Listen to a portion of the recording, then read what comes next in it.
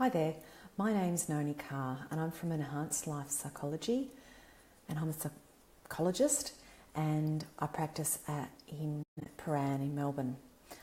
I'm doing a follow-up video from yesterday's video. So yesterday I talked about what anxiety is and talked about the fact that anxiety is a survival mechanism and it's all about fight, flight, freeze. It's about protecting us. The system enables us to respond to threat and protect ourselves from that threat. In today's world, we don't always have a threat to our physical survival. However, we are sometimes, some of us more often than others, experience a cognitive threat or a psychological threat. So we think about how we are behaving or what is going on around us, and we experience that as a threat and we are fearful. And I talked about lots of different terms that we use to talk about anxiety, to refer to anxiety. And so today I'd like to talk about how we manage anxiety. So anxiety, yesterday I talked about the various components of anxiety. We've got the physiological or physical symptoms that we experience with anxiety. Then we have the emotional response, which is that fearfulness or that worry. And we have a psychological component or cognitive component. And that cognitive component is our thoughts. So today I'd like to talk about how we might manage our anxiety from the physiological perspective. So that will be our breathing generally. If we are able to manage our breathing, we often experience a settling down of other physiological responses to anxiety. So the physiological responses of anxiety often consist of our breathing rate increasing and becoming quite shallow up here. And this is a little bit of a rehash from yesterday. We might experience our heart rate racing. We might experience sweaty palms. We might feel quite hot and flushed. Our shoulders might come up, so our shoulders or our muscles become quite tense. We need to go to the toilet. We might not be able to eat. We might feel butterflies or nausea in our stomach. And we become hypervigilant or hypersensitive to stimuli around us. So things such as noise and things that we might see and things that we might smell. So I'd like to talk about the fact that breathing, we have a system of our nervous system which we don't have much control over, and that those systems might include include the release of adrenaline into our body, our heart rate, our digestion, how our nerves might respond to stimuli, and our breathing and our bladder control, etc. We have some experience over, some control over. Breathing, however, we can't actually stop ourselves breathing. We might try, but our body has a mechanism where it urges us to breathe. So if we are attempting to hold our breath, we get to a point where our body says, breathe. And we go, after we've been holding our breath, because our body needs that oxygen that it processes from the air we breathe in order to survive. So when we can hold our breath, we can increase the pace of our breathing from our normal pace. And we can slow it down.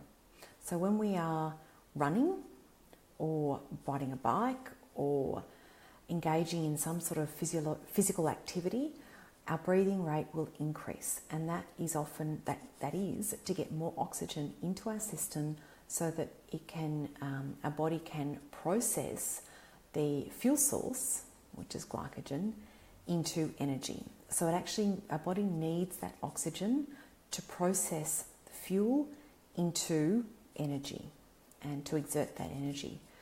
So that happens when we are anxious, where we're getting ready to fight or run away to that threat that we're experiencing.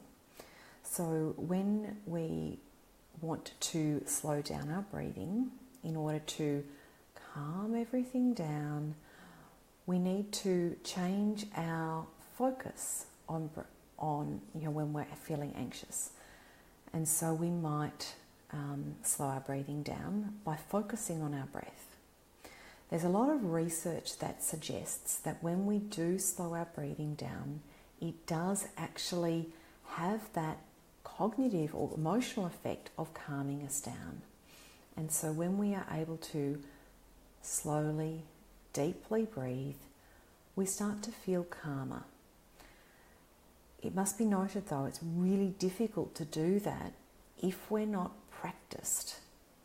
So if you think about riding a bike, most people learnt to ride a bike as a child, and when we started to learn to ride the bike, it required lots of effort, and we needed to think about it, and we might have fallen, we might have not been able to balance, so we've tipped over, or we might have not coordinated the brakes and the steering, and so we've had a fall. As we get older and more experienced with riding a bike, we stop needing to think about the process of needing to coordinate our pedaling, so moving our legs around to pedal, steering, which way do we need to turn the handlebars, which side the brakes, the front brake and the rear brake are on our bikes, how to change gears. So over time, with lots and lots of practice and regular practice, we get to the point where we don't need to think about riding a bike. We just do it. So it is there. That's where this phrase comes from. It's just like riding a bike. You know how to do it and you remember how to do it. Sometimes we do forget and we need to practice lots in order to get back to that high skill level that we had to start with. So with our breathing, it's the same thing. We need to learn to slow our breathing down. We need to learn to practice it. And if we practice it regularly and routinely, it gets to a point where it's a habit to breathe slowly and deeply and in a more calm way. So the first thing I'd like you to do, if you're going to practice this along with me, or if you're going to come back to this at another time when you feel able to, when you've got the time and space to practice this, we start by exhaling. And then I will often talk to my clients about sitting comfortably, so sitting not slouched over, but sitting comfortably with our feet flat on the floor, and we close our eyes, because that has, when we close our eyes, that gives our brain the signal that we're about to relax and we're about to calm down. So we close our eyes, and I'm not going to keep my eyes closed so that I make sure that I'm looking at the camera, but we close our eyes, and then what we do is we pay attention to our breath, and we just notice our breathing. And this can be helped by placing a hand here to the top of our lungs and a hand on our stomach. And I'm just going to stand up a little bit so that you can see. So on our stomach. And what we notice is when we breathe, when we pay attention to our standard normal breathing pattern, we will be able to notice where our breath is coming from. So I'm just going to close my eyes, and I'm going to show you where sometimes I breathe, and you might be able to see my chest, my hand rising as I breathe, as I'm talking. You know, we need to take a breath sometimes when we're talking. And so my lungs at the top are expanding so that I can exhale that air as I talk.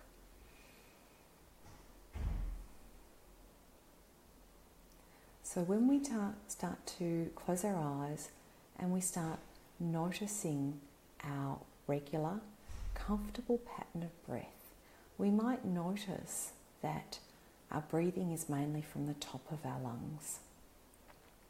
When that happens, that's okay, that's normal. We're not filling our lungs to their capacity. When we're quite anxious, often this breathing is up here and it's quite short, so we're going, so that's that, and you could hear my breaths there. I'm taking quite short, shallow breaths, so all the breathing is up here. So now I'm going to show you a slower, deeper breath, and you won't be able to see my hand on my stomach rising, but you might notice that my top hand up here will stop moving, but it won't start sinking until I start exhaling. And what we do is we actually breathe in and out through our nose, because that enables us to filter the air.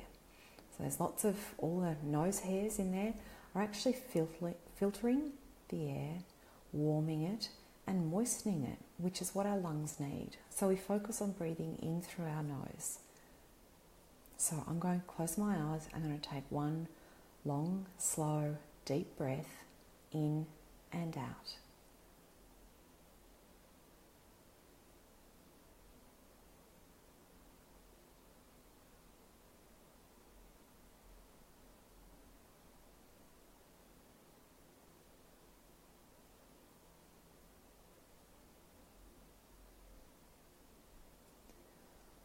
So you might have noticed that my breath was quite long and slow, and that's because I'm more practiced at taking slow breaths.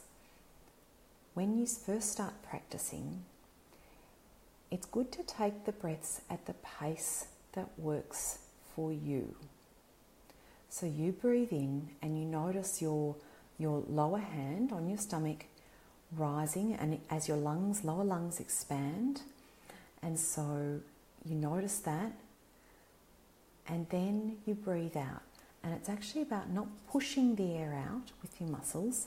It's about allowing that air to just float out. Sometimes it's helpful, once you've worked out whether you're breathing up here at the top of your lungs or down lower, sometimes, I'm going to stand up again, sometimes it's helpful to place your hands on either side and notice, see my fingers are touching,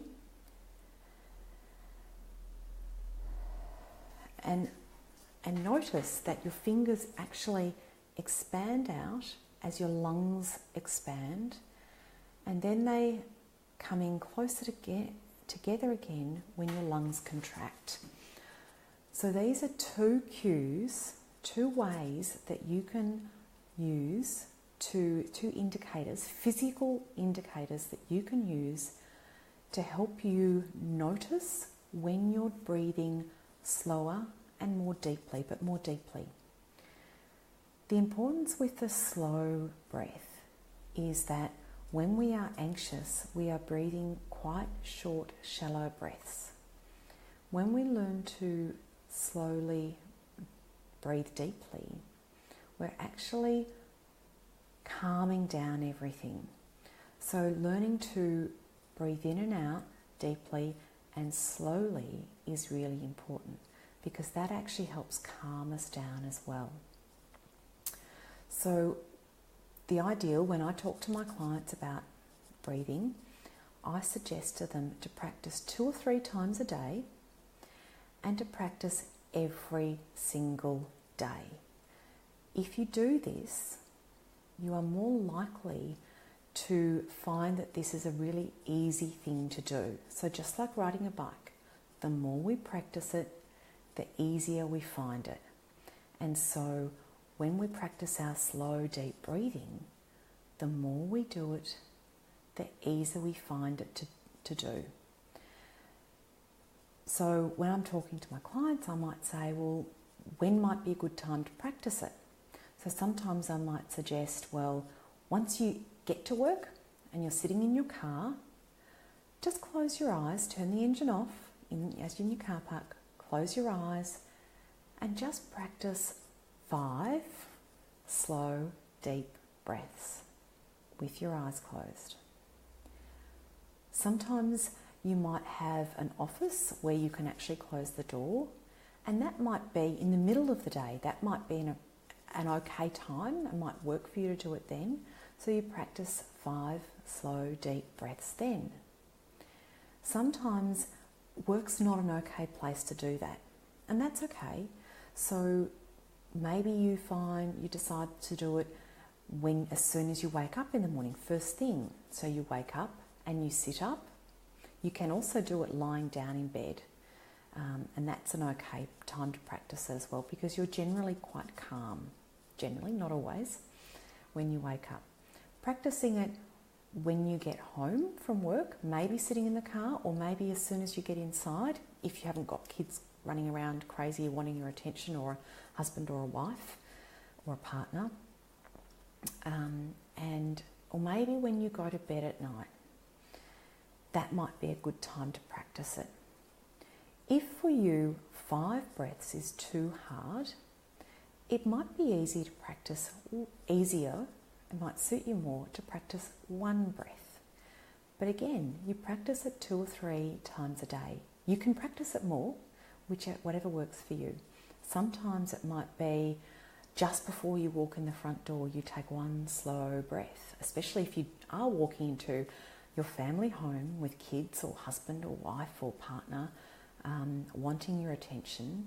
Before you even put your key in the door, go to open the door, you take 1 slow, steady, deep breath and let that air float out.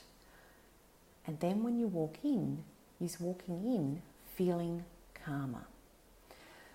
So the trick is, once you've learnt this, and once you find this breathing reasonably easy for you, then it's about trying to practice it when you're feeling just a little bit anxious or just a little bit worried. Not when you're having a panic attack, but if you practice it when you're just a little bit anxious. So if you score your anxiety out of 10, 10 being panicking, out of control anxiety, and 0 being pretty calm, not anxious. Maybe you practice it when you're feeling 2 out of 10 anxious. And when you feel 2 out of 10 anxious and it's easy and you're noticing that your anxiety is dropping back to 0 or 1, you go, okay, I've mastered that. Now I can practice it when I'm feeling 3 or 4 out of 10 anxious. And then as you build up your experience with practicing this slow breathing, it becomes a lot easier to practice it when you're feeling anxious, and you might notice that anxiety calming down quicker. This is not a way of, it might prevent anxiety to some extent, but this is a way of managing anxiety and worry or stress, or that little bit of those nerves that when you go to do something, or that tension.